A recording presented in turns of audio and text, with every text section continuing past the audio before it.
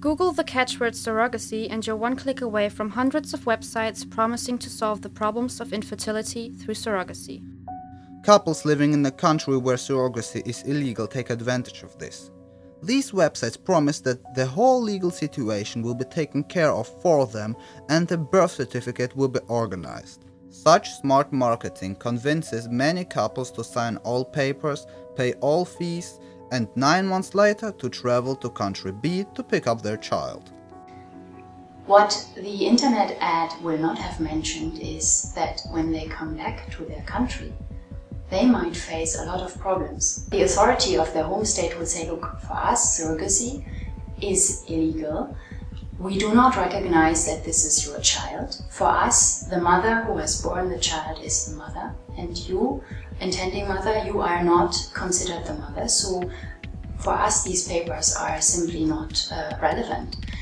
And then they might not be able to enter back with the child, or at the latest, if they manage to get back into their country, at the latest when they want to enter the child into the birth register, then they will face the similar problems, that the authorities of their home state will say, look, we do not consider that this is your child.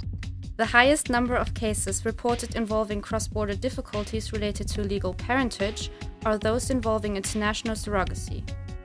Many children can end up in orphanages until the required paperwork is done, which sometimes never comes to an end. Or the intending parents can be forced to stay in country B with the child because they cannot return home, again until they find a solution. It is very unfortunate that through the internet people are given the impression that it is very easy to go for such an international surrogacy arrangement. There are many other unsolved questions, particularly when a country has no laws and regulations for surrogacy.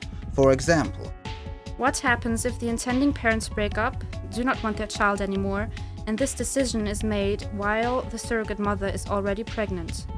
Or the surrogate mother brings a disabled child into this world and the intending parents say, we do not want this child, we wanted a healthy child. Considering that these cases can become reality, it is our duty to find solutions in the name of all innocent children suffering from these problems. When you look at